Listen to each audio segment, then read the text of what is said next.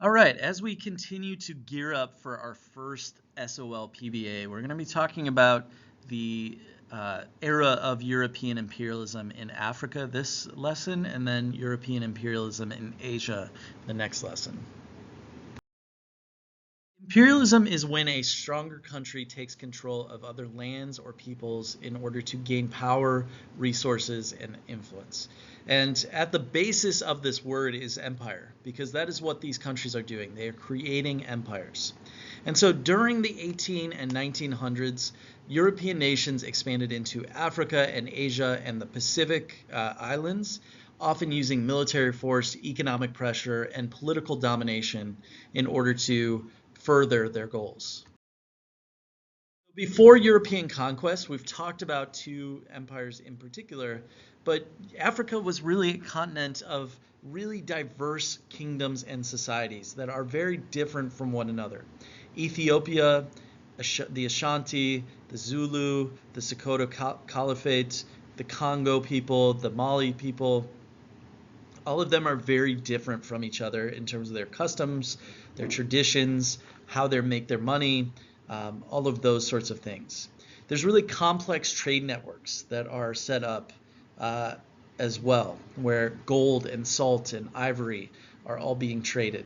There's a use of kinship or family networks and traditional governance that has been there for thousands of years at this point. And there's also some regions that have begun to practice religions from outside of Africa, like Christianity and Islam. And for the most part, before the 1800s, the Europeans previously had remained mainly on the coasts. And a couple reasons for that. It was because of resistance from African groups, but also because of disease that would wipe out huge numbers of Europeans, like malaria. In terms of the causes, there's a few different realms in which there's motivations for the Europeans to take over these lands. For one, the Industrial Revolution had increased demand for raw materials in the late 1700s and moving into the 1800s. So things like rubber, palm oil, ivory, which we get from the tusks of elephants, cotton, minerals, all became more in demand because of the amount of goods that were needed to produce new goods. You also have factories that require that constant supply, like I said. You also have new markets on top of this that can be had for manufactured goods. So if they take over other places, then they can find new people to sell to. And so Africa is really seen as a way to fuel these new industrial economies and to further the wealth of these European nations. Another factor were political motivations.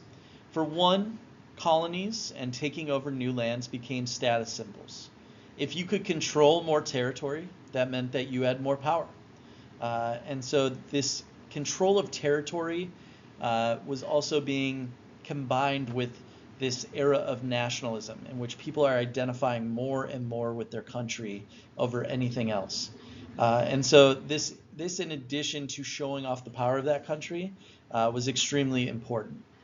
You also could prevent rival countries from getting stronger and from gaining land and resources. And so that was a huge motivation for a lot of these nations. Lastly, in terms of cultural and ideological reasons, a lot of it came down to the Europeans promoting ideas of their own racial superiority. They felt like that they were on a civilizing mission, or at least they told people that. And this was to cover up the atrocities that were to come.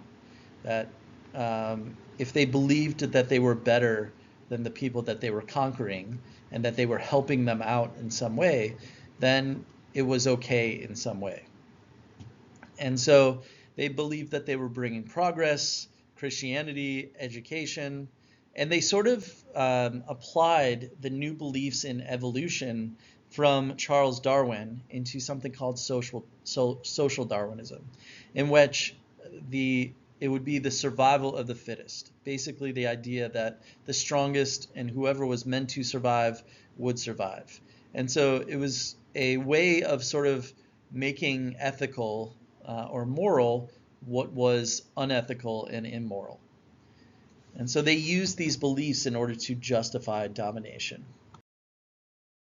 So a couple ways that they were able to do this, because as I said before the 1800s, a lot of European nations were not able to sort of make inroads into Africa. But as the Industrial Revolution continues, they have several things that aid them in making inroads. The first of these are weapons. One of those weapons was the Maxim machine gun. This is the first fully automatic weapon, which was able to fire off bullets faster than any weapon to this point could. They could fire hundreds of rounds per minute. And so African armies who were not necessarily as equipped with those sort of guns and often had spears or shields were unable to overcome this disadvantage. They also had a transportation advantage. Steamships, which had been created during the Industrial Revolution and had sparked it off, allowed Europeans to travel into Africa on rivers like the Congo and the Niger, where sailboats simply could not go. And so this allowed them to make their way further inland and to conquer more area. Railroads, which were new, were starting to be built as well, and this allowed a technological advancement to be able to travel again further inland. On top of it, one of the factors that caused Europeans not to go inland was disease, specifically malaria, which is carried by flies and mosquitoes. And so quinine, which was a new medicine, was able to reduce the deaths of malaria for Europeans. And this allowed them to survive in areas where previously they could not colonize. And so all of these things are coming together. But also, two more, communication, so the telegraph machine being able to send posts over longer periods and be able to communicate orders over thousands of miles was extremely important. And mapping and exploration as well. Cartography had continued to get better, and this allowed them to map river routes and mineral areas and to be able to be more organized in how they took over these lands. Now, at the crux of all of this, as we start what is called the Scramble for Africa, there is a conference that ends up taking place between 1884 and 1885. And this is a meeting of 14 European powers led by German Chancellor Otto von Bismarck, who we talked about earlier in the year. No African leaders were invited, but the goal of this was to basically keep each European country out of each other's way by having an organized way for splitting up Africa. So in essence, they are splitting up the continent without the people who are being taken over's approval or consent. And the key rules for this was that each country had to have a sphere of influence and a government presence in order to claim that region. And they also had to, if it was a coastal claim, had to be backed by control of the interior of that land. They couldn't just sort of plant themselves on a coast and, just claim it, just claim everything. And so the impact was great. The borders that are drawn from the Berlin Conference were drawn only to benefit European economies. Ethnic groups ended up getting split. They were not sort of thought about in terms of how it would impact conflict in the future. And so ethnic groups within Africa who may have rivalries with one another may be included in the same country now. And we see some of the issues with that and the impacts to this day. And you also have a significance in terms of creating this full-on scramble for Africa. And so this is going to set the stage for decades of conflict because of all of the different ethnic groups, like Nigeria having hundreds of ethnic groups within one country, a lot of whom may have very large differences between each other, as well as exploitation by the Europeans of these groups. And so we see here from the Berlin Conference a map that goes from looking like this, where you have hundreds of different groups within Africa, to splitting it up into these different regions. So in terms of how Europeans gained and maintained control, there's a few different ways that they sort of administered these systems. For one, they had either indirect rule or direct rule. So an indirect rule, which the British often did, they would allow local leaders like chiefs or kings in order to keep their authority, and basically the British would tell the authorities what to do, but they could rule over their own people as long as they agreed with the British. You also had direct rule, though, like from the French or the Belgians, where European officials would completely take over that place, and they would directly govern the colonies, and they would try to replace local customs with European culture.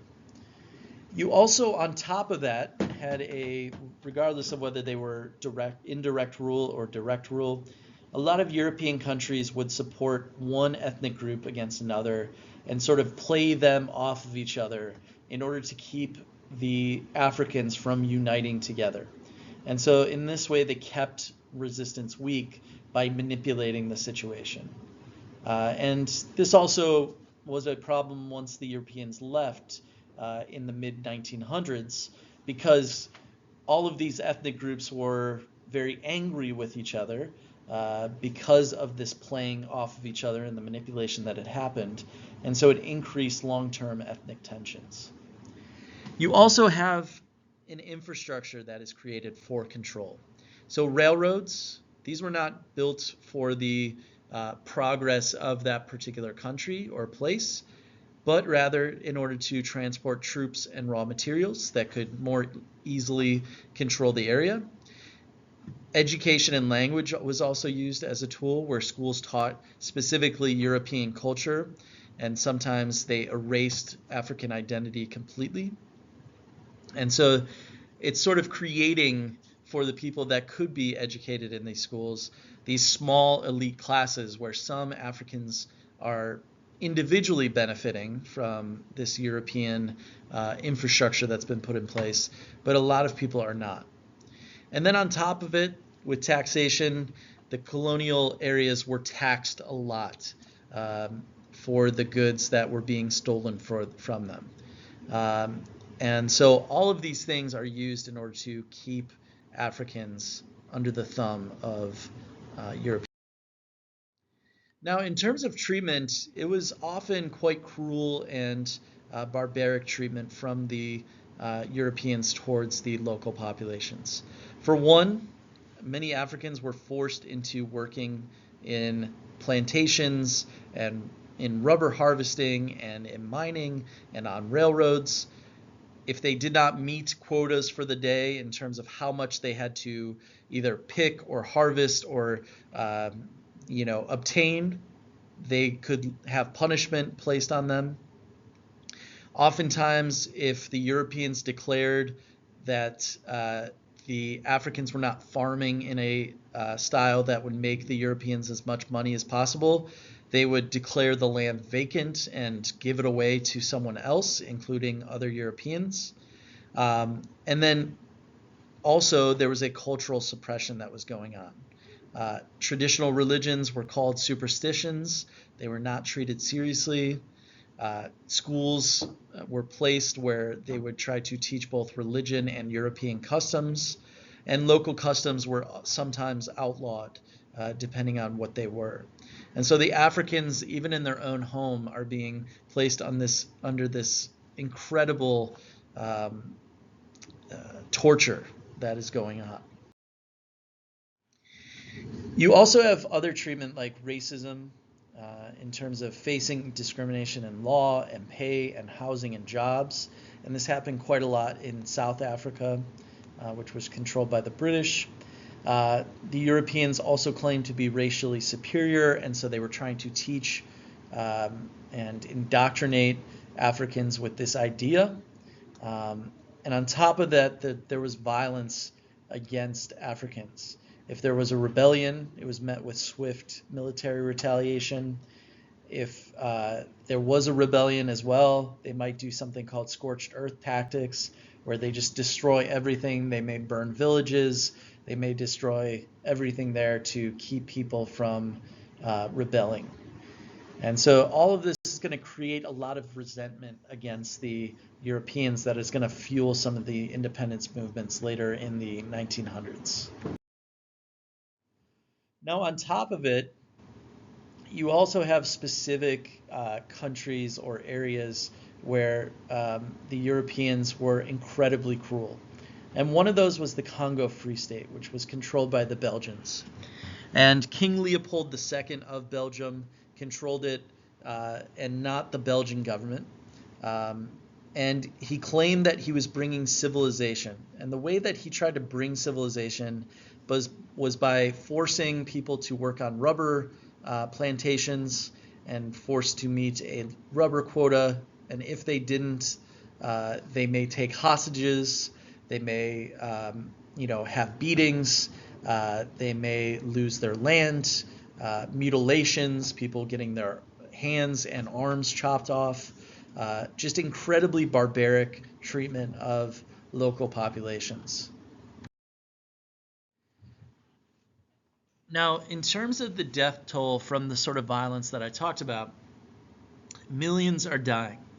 8 to 10 million people probably died from the Congo Free State. And the violence, the starvation, the disease, the exhaustion from labor that resulted from this Congo Free State. And the global reaction to this, once found out, was that missionaries and journalists both reported these abuses. And this is seen as particularly heinous in the history of the European imperialism in Africa. But international pressure ended up forcing the Belgians to take control fully from their monarch in 1908. And, it was just sort of became a way that showed how cruel imperialism could become. Now, the Africans did not take this laying down, right? Despite everything stacked against them that I talked about earlier in terms of how Europeans gained control, the Africans resisted in quite a few ways. For one, there was a military resistance. So you have things like the Anglo-Zulu War, where Zulu warriors, a ethnic group within Africa, ended up defeating British forces, at least temporarily. The Ethiopians were able to ward off the Italians, and Ethiopia became one of the few African states to remain independent. You also have guerrilla warfare that is taking place, so hit-and-run tactics used in forests and mountains and deserts to fight against the Europeans. Spiritual resistance as well. The Maji Rebellion in the early 1900s was spiritual in that Africans were able to sort of unite to a certain degree, believing that in German East Africa, under the belief that sacred water would protect them from bullets, and sort of showing how religion could unify and provide hope for people, even if it wasn't successful. And then diplomatic resistance as well, so African leaders writing letters, negotiating treaties, attempting reforms in order to protect their own sovereignty as well. However, oftentimes, at least for a while, European technology was just too much. The diseases that were brought by Europeans were just too much. And rival groups, sometimes siding with Europeans in order to get preferential treatment, became too much as well. Now, in terms of the consequences of imperialism, we've talked about them so much, but just in terms of summarizing them, one, there's a breakdown of traditional leadership structures, taking Africans away from what they had known, as well as a loss of cultural identity as these European schools discourage local languages. You also have new social hierarchies that are favoring people with European education and tests, and an increasing ethnic conflict due to the colonial borders that are not drawn with thought to the Europeans there, or the Africans there, sorry.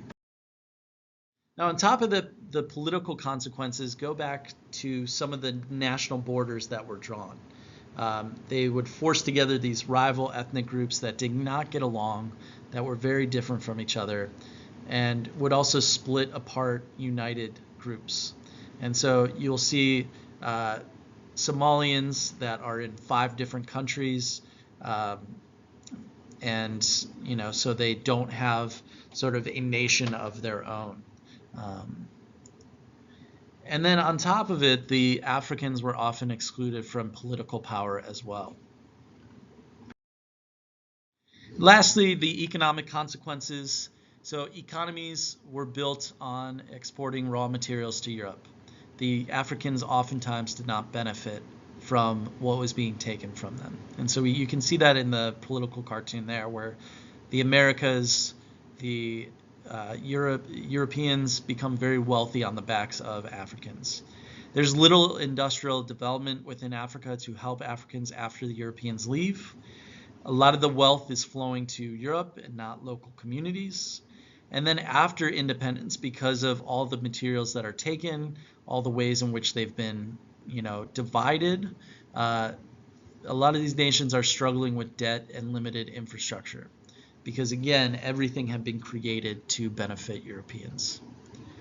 All right, if you have any questions, please let me know. But other than that, have a great day.